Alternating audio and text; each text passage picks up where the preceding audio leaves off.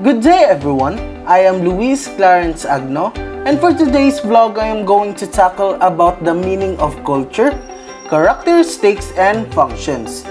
Its customs, traditions, attitudes, values, norms, ideas, and symbols govern human behavior pattern.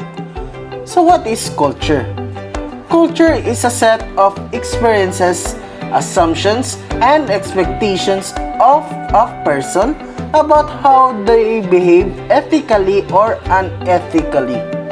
So culture also refers to a certain personal characteristics of an individual. So it means it is the sum of human beings' life ways, their behavior, beliefs, feelings, thought, and it connotes everything that is acquired by them as social beings. Through culture, we can identify one's identity depending on his or her cultural practices. So culture has been identified in number of ways.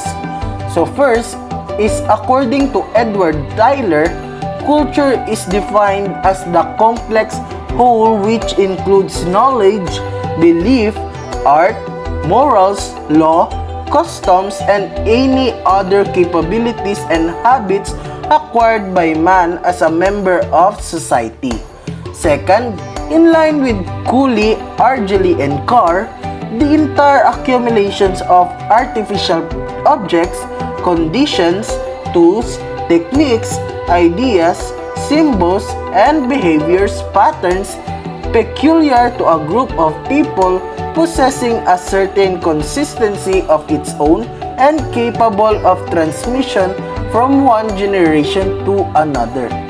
Third, as stated of McLever, culture is the expression of our nature in our modes of living and our thinking, intercourse in our literature, in religion, in recreation, and enjoyment. And lastly, according to E.A. Hubble, culture is the sum total of integrated learning behavior patterns which are characteristics of the member of a society and which are therefore not the result of biological inheritance.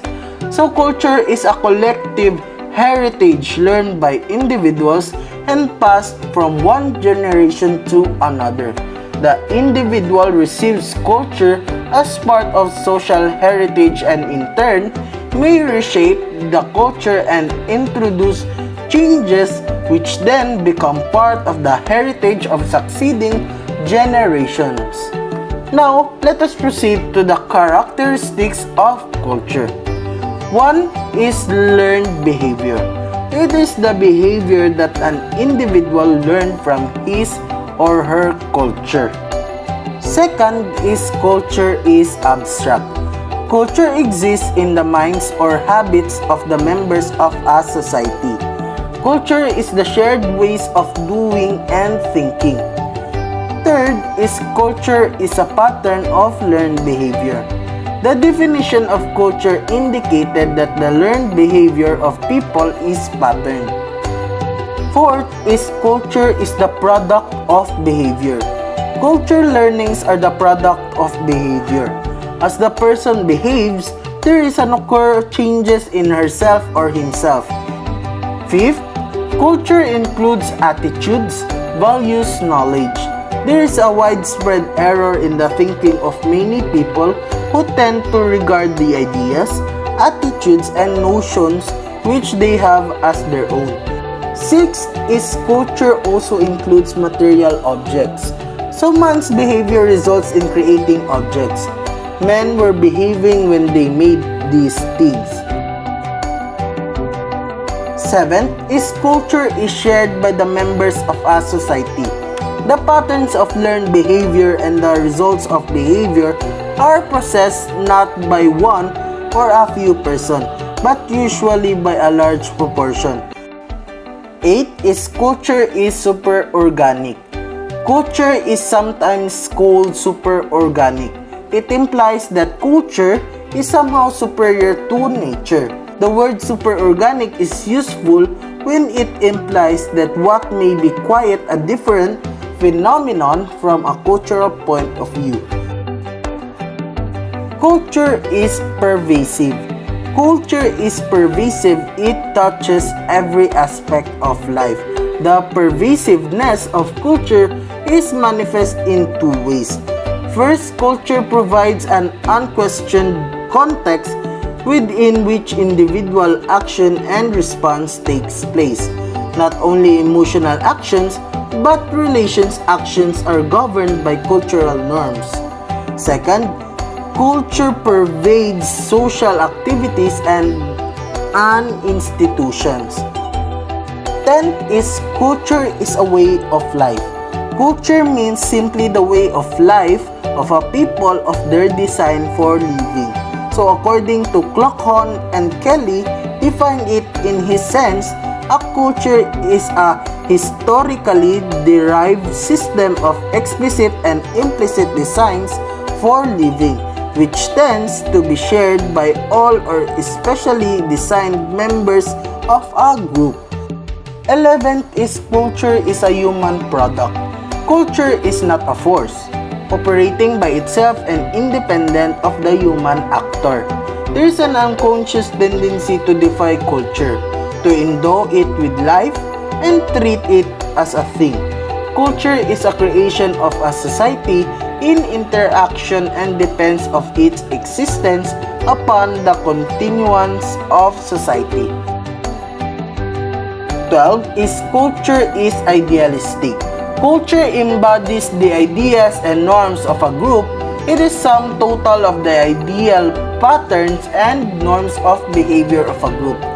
Culture consists of the intellectual, artistic, and social ideals and institutions which the member of the society profess and which they strive to confirm. 13. Culture is transmitted among members of a society. The cultural ways are learned by persons from persons. Many of them are handed down by one's elders, by parents, teachers, and others. 14. Culture is continually changing. There is one fundamental and inescapable attribute of culture, the fact of unending change. 15. Culture is variable. Culture varies from society to society, group to group, hence further culture varies from group to group within the same society. 16. Culture is an integrated system.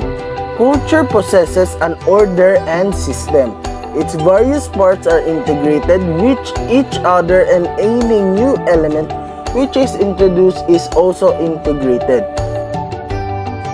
And lastly is language is the chief vehicle of culture. So man lives not only in the present but also in the past and future.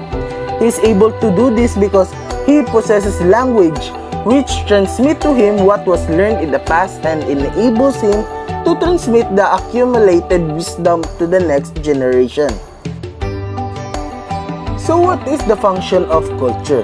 Since culture seems to be a universal human phenomenon, it occurs naturally to wonder whether culture corresponds to any universal human needs. This curiosity raises the question of the functions of culture. Social scientists have discussed various functions of culture. Culture has certain functions for both individual and society.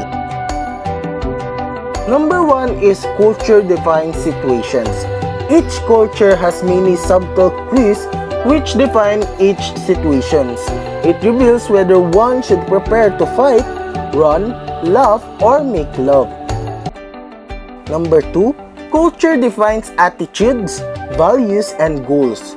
Culture is defined as each person learns in his culture what is good, true, and beautiful. Attitudes, values, and goals are defined by the culture, while the individual normally learns them as unconsciously as he learned the language. Number 3, culture defines myths, legends, and supernatural. Myths and legends are an important part of every culture. They may inspire, reinforce effort and sacrifice and bring comfort in bereavement. Whether they are true is sociologically unimportant, ghosts are real to people who believe in them and who act upon this belief. And lastly is culture provides behavior patterns. The individual needs to not go through painful trial and error learning to know what foods can be eaten or how to live among people without fear. So that's all for my vlog. Thank you and have a nice day. Bye-bye!